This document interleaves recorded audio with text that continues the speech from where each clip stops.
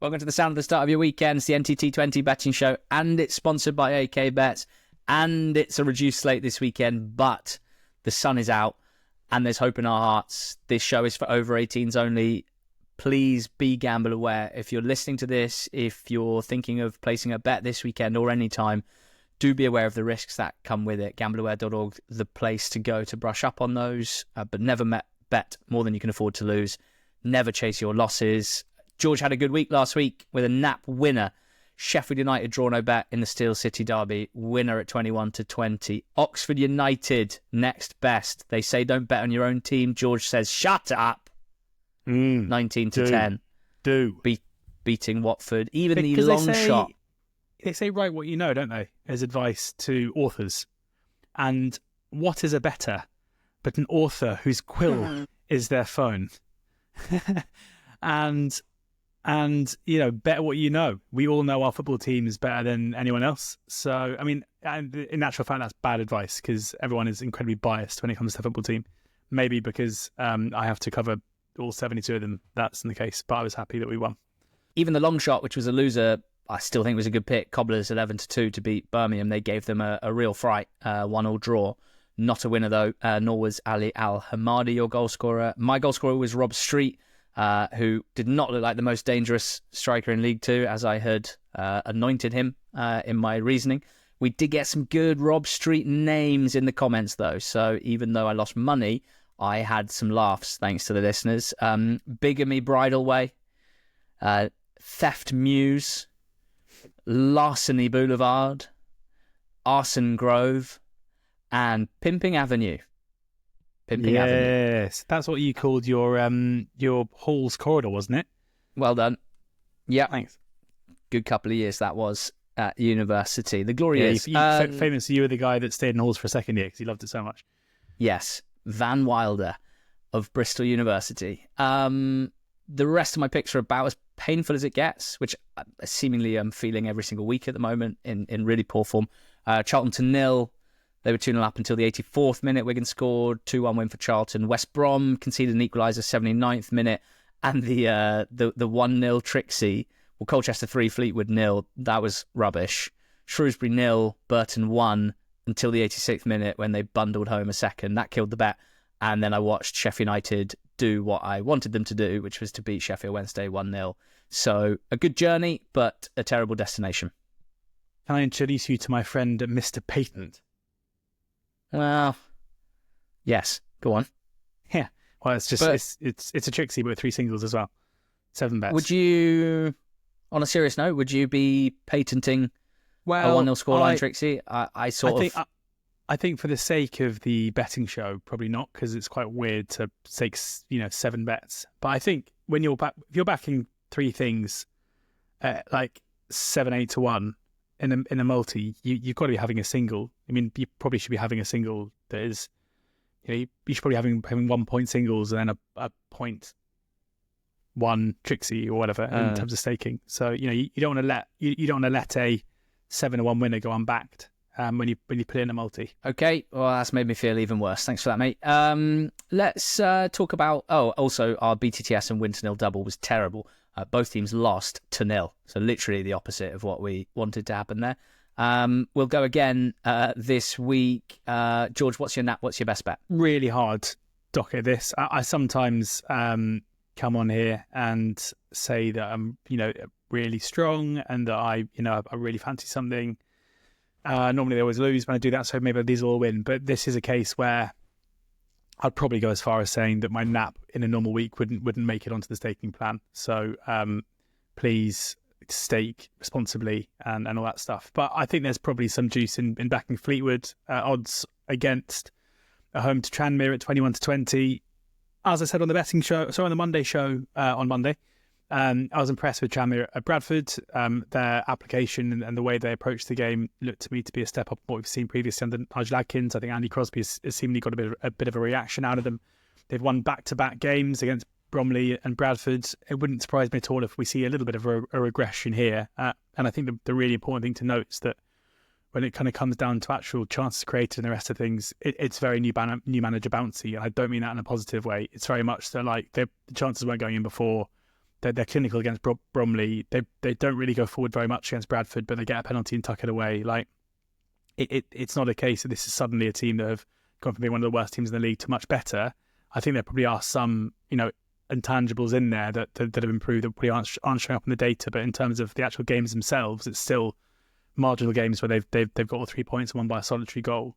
I still find Fleetwood one of the most puzzling and intriguing teams in the whole league, where it just feels like on occasion they can mix it with the best teams in the league. They projected as one of the best teams from a data standpoint for much of the season.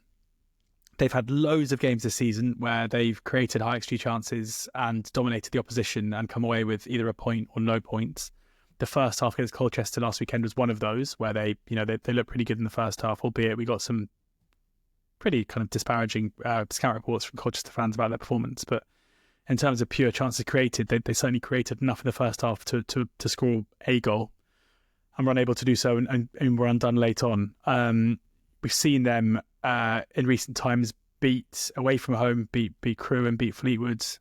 Beat Crewe and beat Gillingham, a resounding win against Crewe.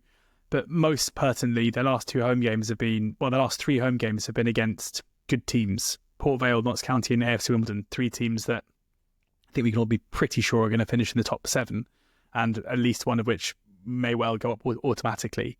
And they've drawn with all three of them, 0-0, 2-2 and 1-1. So carrying that kind of top 7, top 6 form into this game against a side who, yes, they've won 2 games in a row, but I don't think are going to kind of put together that kind of run, who probably come into this knowing that gap they've now got down to Morecambe means they can take their foot off the gas a little bit.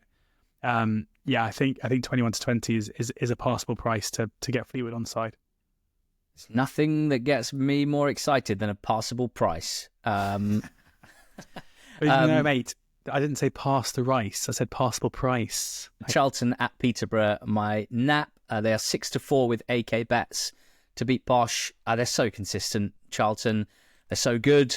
And I reckon in their last 12 games, they've been the better side in 10 of 12. Birmingham away and Stockport away, the exceptions, games where most teams in the league are not going to dominate, are not going to have the balance of play in their favour.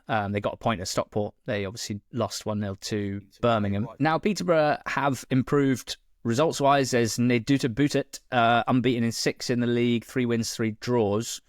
Only 2 non-penalty goals conceded in their last 6 games, which is a huge improvement from the super wobbly, naive defence that they looked like before this. They have conceded around 6 non-penalty expected goals in that time, so maybe some poor finishing from the oppo to thank, some good saves from the goalkeeper in nets Jed Steer. And they've been, on balance, on average, creating about as much as they've been giving up. So an improvement, and that's the reason why they don't seem quite as relegation threatened as they did 4 weeks ago. Still nothing special, I don't think. They're still not a Peterborough United side that we got used to seeing at this level, scoring lots of goals, winning lots of games and challenging into the top 6. And I think specifically they struggle with teams like this in matches like this. Charlton are about as physical and intense in terms of athleticism as any team at this level, and Peterborough are not built like that. They're not set up like that. I think the youth in the team, the lack of physical strength in the team can cause them problems against opposition like this. There's also just something about a level of quality or a level of seriousness, if you like, which is reflected in their record against top 10 teams this season, where, yes, they beat Huddersfield 1-0 quite recently, Huddersfield side who were on a massive slide, but otherwise they've lost away at Birmingham, away at Wickham, lost both games against Wrexham to 0, lost at Charlton, lost at Stockport, lost at Bolton, drew at Orient, home and away, even at home, lost at home to Wrexham, lost at home to Huddersfield, lost at home to Reading, lost at home to Barnsley, drew at home to Wickham. So just a really poor record against the top teams in the league. Charlton are absolutely that. The last 3 months from the day we record, it's 13 wins from 18. It's the most points in the league, more than Birmingham over an 18-game stretch. Sturdy numbers in defence and attack, super consistent. Tons of players in good form across the pitch, from Lloyd Jones and Kane Ramsey, Connor Coventry, Thierry Small as well. And George, we can get your Thierry Small name by selecting your... I think it's over. Favourite late 90s, early 2000s Arsenal attacker. First name? Yeah. Sylvan. And any adjective denoting size. Sylvan Massive.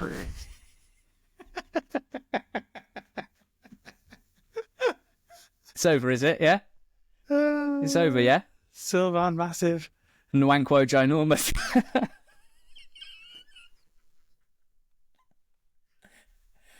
Oh, God. Charlton, am I...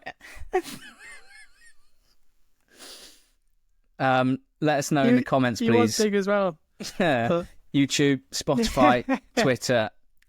Get your Thierry's small name, combining first name of your favourite late 90s, early 2000s Arsenal attacker and any adjective denoting size. That's my nap. Charlton 6-4 to win at Peterborough. What's your next best? Oh, my goodness. My next best, who cares, is Bradford. Often probably back in the day played against both Nwankwo and Sylvan in their Premier League days. Now a League Two team, and they are hosting David Colchester. Weatherall vibes. 23-20 they are to beat Colchester. Again, given I wasn't very strong on my nap, you can only tell how unstrong I am on my next best. But I just have a little feeling, just a bit of concern in my mind, and I promise this has nothing to do with your boys Colchester getting one over my boys Fleetwood last weekend. But I think the Colchester winning run is one that we have to start taking on now, because it is, it can't really be sustainable in my mind. They've won 5 games in a row. The Fleetwood win last weekend was the first game that they've covered the -1 in, and they covered the -2, to be fair. They won it 3-0. But as I said in the previous discussion on the balance of play, they probably should have been behind in the first half. The previous 4 wins before that all came by a solitary goal. 3 games before that were all draws. The teams who go on this kind of run are generally ones who are putting massive daylight between them and the opposition. I don't think that's necessarily the case with Colchester, who are still a very good side and still, certainly from a defensive perspective, don't give much away. And Bradford, yes, they lost to Tranmere last time out, and they've lost back-to-back games. And I know that they have a few players out, which you might tell us about relatively soon. But their home form has obviously been phenomenal. Like the loss against Tranmere was their first loss at home since the October the 26th, and only their second of the season. Their home form up since basically before Christmas reads 1-0, 2-1, 2-1, 3-1, 3-0, 1-0, 1-0, 1-0, 2-0, 3-0. It was this kind of form and this kind of run that was sustainable. Like they were miles better than their opposition at home consistently on a week-by-week basis, and they probably were against Tranmere too, albeit Tranmere kept them a bit quieter than most teams managed to do. I think there aren't many teams right now that you could probably back Bradford at odds against at home against, and Colchester are one of those because of their form. But given I'm willing to kind of be pretty bullish that Colchester are going to lose a game relatively soon. In the same way you look at other teams in the BFL who've gone on recent runs like this, like Leyton Orient being one, who've I think have looked they lost 5 in a row before turning that around last weekend. I think as good as Colchester have done, and as much as I believe they probably will finish in the top 7 and have a part to play in this promotion picture, they're not as good as their points tally in the last few months have suggest they are, and they're coming up against a side who are very, very strong and have a massive chance of winning the title. So Bradford 23-20 I think again is a fair price. The Monday Pod's FOTMob Corner curse is a complete myth. It doesn't exist. Oh, but yeah. if it did, didn't even mention that. If it did exist, then that would be another tick in the box. Am I going to curse the curse? Jinxes and curses are such rubbish, by the way. I mean, that's so boring. Like it's time for people to account for their own performances and results, and not blame it on a couple of spotty podcasters in their mum's basement. When the Watford team news was announced on nothing to do with the betting show at all, so I don't even know if they knew this, but like I tweeted being like, wow, more players out for Watford than we thought, because Pollock was with his other half who was having a baby. This is a real chance for Oxford. And someone replied being like, oh, the Elliot curse, done it again. I didn't even say we were going to win. All I said was they got players out. Well, congratulations to Matty Pollock. It's my main takeaway from that. And wish him and his partner and the newborn well. Cheltenham to beat MK Dons is my next best at 7-5. Milton Keynes, by pretty much any measure that you like, bad team. The worst team in League Two right now, or at least one of the 3 worst teams. How about a 14-game stretch where they've lost 10 and picked up 8 points in 14 games? Not only that, if you're a numbersman, the second worst XG ratio in that time, the worst non-penalty XG 4. So this team that was put together at some expense for this level and designed to play a style of play that should create chances and score goals. That's at the forefront of the way MK Dons play. Has been a complete disaster, unmitigatedly so on every level for about 3 months. And on their travels, it's worse. 1 point from 8 away games with 7 defeats. I'd kind of rest my case, Your Honour. I rest your case, my honour. I rest my case, Your Honour. Don't rest my case, mate. Cheltenham are not an amazing team, but they're a perfectly good League Two team, and they've absolutely shown a lot more than MK Dons in recent months. And at home, against teams 16th and below, they've won every single fixture this season. They've beaten Newport, Barrow, Accrington, Harrogate, Tranmere and Morecambe. Still got MK, Gills and Carlisle to play. Consistently this season, at home, Cheltenham have been winning these games against poor teams. 7-5, my next best. Goal scorer, please. Yeah, my goal scorer is Tom Naylor of Chesterfield to score any time at 7-1. I kind of took the view this time around to look at teams. There are a few teams in League Two who are a very short price to win their games at home, and try and find a likely goal scorer who might be the wrong price. Home to Harrogate, Chesterfield are 8-13. I think you and I maybe wrote them off a little bit too quickly, possibly. They're very much again. That's very, very generous of you to say, because I don't remember you writing them off much, but I remember me being quite strong about it. So thank you. It's okay. Sharing the load there. There's no I in team. It's a pleasure of mine. Naylor's someone who's quite a funny player, where it feels like he can play a myriad of roles at either centre back or holding midfield. And he played centre back at the start of the season. He's now moved into midfield, which is one reason why his price might be a little bit wrong. But even as a midfielder, he sometimes plays very deep and never really gets forward, and sometimes he's given license to get forward from both open play and set pieces. And at the moment, it's definitely the latter. If you look at his recent kind of shooting stats in the last 4 games, he had 1 against Colchester, 2 against Newport, 2 against Salford and 2 against Notts County, converting 1 against Notts County in that last game. 3.26 XG over the course of the whole season. He scored 2 goals. But if we date that from the 1st of February, it's 1.94 XG. So the vast majority of his XG have come in the last month and a half when he's moved position. And I think it's taking a while for that to catch up. So if Chesterfield are as dominant as we probably expect them to be, it would be no surprise at all if he is one of the beneficiaries of that and gets into decent goal scoring opportunities. 7-1 about him to any time, it appealed to me. I'm all at sea with my goal scorers at the moment. This used to be the section that I relished the most, and it certainly was, to start this season, one where I felt like my particular set of skills would lend itself to some good value picks. It's not been reflected in the results this season, and I really need to review and refine my process. But for this week, I'm picking David McGoldrick to score any time for Notts County against Crewe at 7-4 with AK bets. This is because Crewe have been super leaky recently. They have faced 18 shots or more in 4 of their last 6 games. And I would expect a Notts County team who I've not been hugely impressed with in recent weeks, but who are generally the dominant team in their home matches and generally do take a lot of shots no matter what the result. I would expect Notts, pure numbersy, statsy terms, to have 15 or more shots in this game. And if they do, McGoldrick should be taking quite a lot of them. He has had home games this season, not overall fixtures, just home games this season, with 10 shots, 8 shots, 6 shots, 5 shots, 4 shots, loads with 3 shots and 2 shots. He's a shotsman, and he's very, very good at kicking the ball where he wants to kick the ball. And I think that David McGoldrick could score for Notts any time here, and I think 7-4 is a pleasant price from AK Bets. Long shot. If you met David McGoldrick, right, and he came over to you, big smile on his face, and you knew that he was going to come and say hello to you, what would you call him?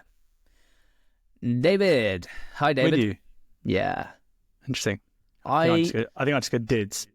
I really specifically wouldn't call him Didsy, because I I just don't think you can do that, and I think that's weird. I don't think you should do that.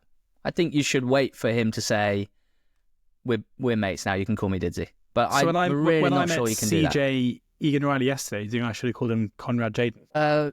Yeah, exactly. I think that would have been polite, and it's complete false equivalence, and you know it. George, what's your long shot? Another goal scorer. Given I can't nail one, why not go for two?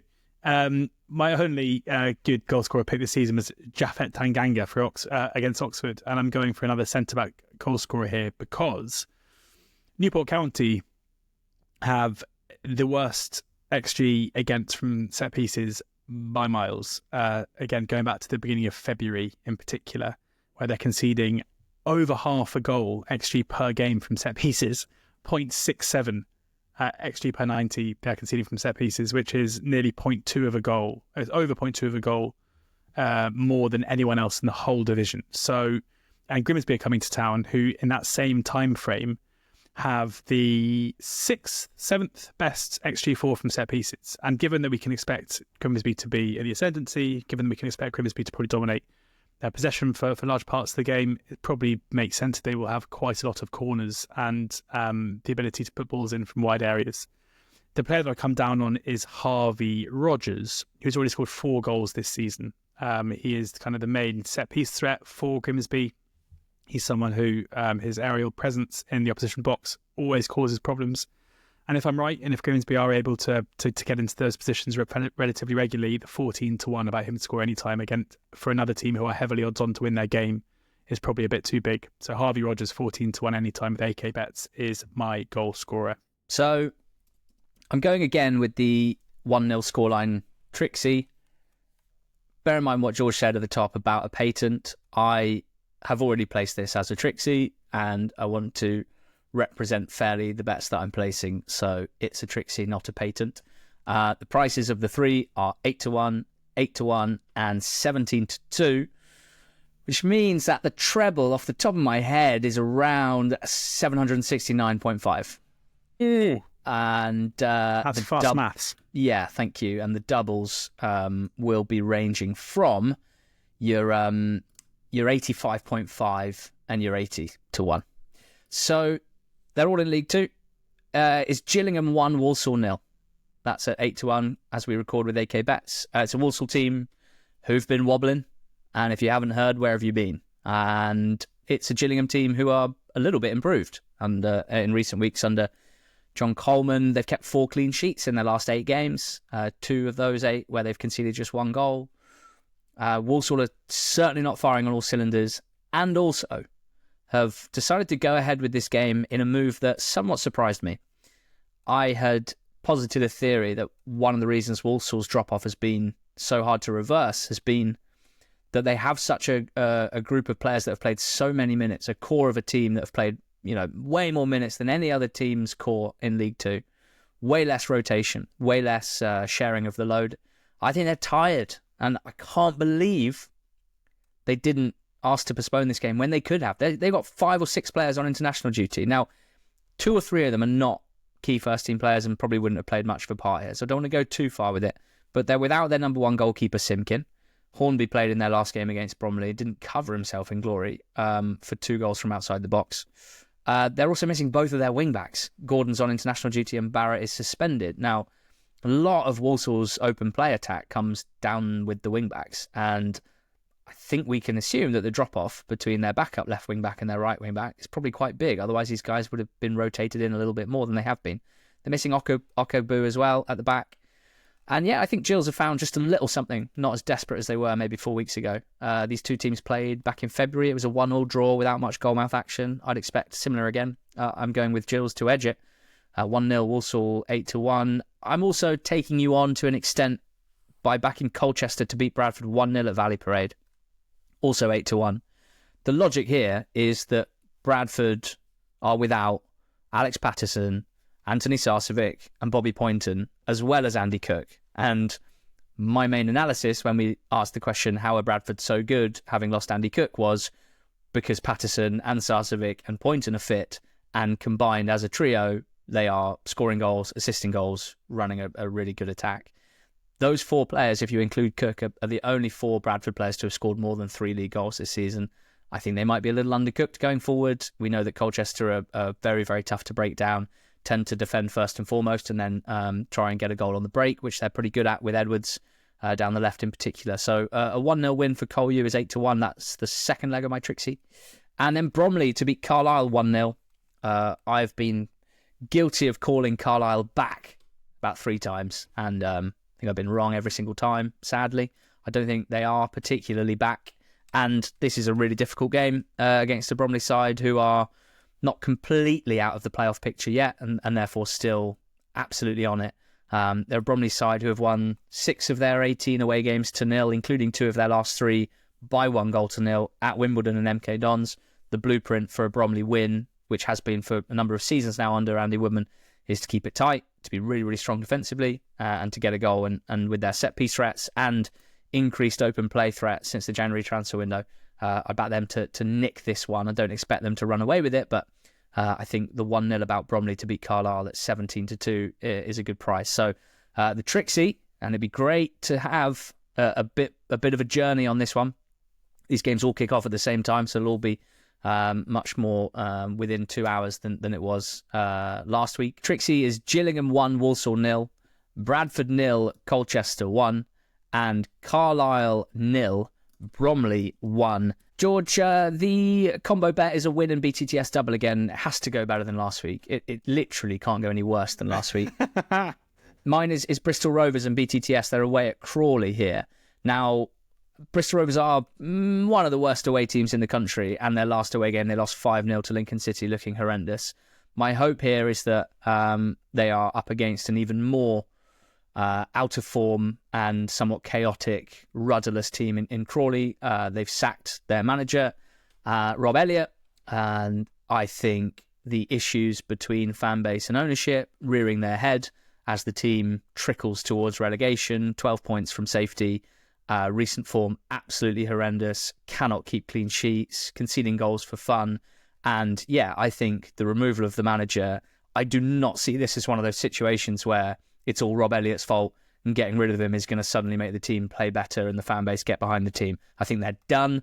I think they're angry. I don't think this is a good place to play football, therefore. And I think Bristol Rovers, as horrific as they are away from home, should be able to take advantage of that situation to win. The BTTS is because, well, it's landed in 9 of Crawley's last 11. The unseriousness of both of these teams defensively means I think there's likely to be a fair few goals. So Bristol Rovers and BTTS is the first leg. What's the second? Swindon and BTTS are home to Accrington Stanley. Swindon are back to their kind of crazy ways, especially at home. Their recent home results have been a 3-3, a 2-2. They beat Chesterfield 1-0, a 3-3 against Port Vale. They're scoring just loads of goals themselves and are keeping rare clean sheets, albeit there have been a few. Accrington have been quite impressive recently, and they're kind of one of the big kind of data outliers at the moment where their performances are actually quite good. But away from home, they are pretty desperate. They've lost 5 of their last 6 games away from home. One of those is 2 undefeated at Harrogate, another one 2 undefeated at Port Vale. The other one's all to 0. But as I say, because of the nature of the way that Swindon approach games, I think Accrington will have opportunities. So if this goes by the form book, Swindon should probably win. And again, because their games are pretty high scoring, it wouldn't be a surprise if BTTS cops in it. Terrific. My nap is Charlton at 6-4 to beat Peterborough. Cheltenham to beat MK Dons at 7-5. My next best, David McGoldrick to score for Notts against Crewe in the early game on Saturday, 7-4. My long shot is a 1-0 scoreline Trixie. Gillingham 1, Walsall 0. Bradford 0, Colchester 1, and Carlisle 0, Bromley 1 at a ginormous price, a Nwankwo ginormous price. The win and BTTS double is Bristol Rovers and BTTS, and Swindon and BTTS, AK Bets offering 25-1. You can back that on the special section of the football part of the AK Bets website. George, your selections. Fleetwood are my nap at 21-20. Bradford at 23-20 are my next best. And Tom Naylor for Chesterfield at 7-1 is my anytime goal scorer. Harvey Rogers, 14-1 for Grimsby Town, is my anytime goal scorer long shot. They're my 4 selections. Let us know your Thierry Small names in the comments, and thank you for consuming this. Thanks to AK Bets for sponsoring this. Have a cracking weekend. See you later. Go well.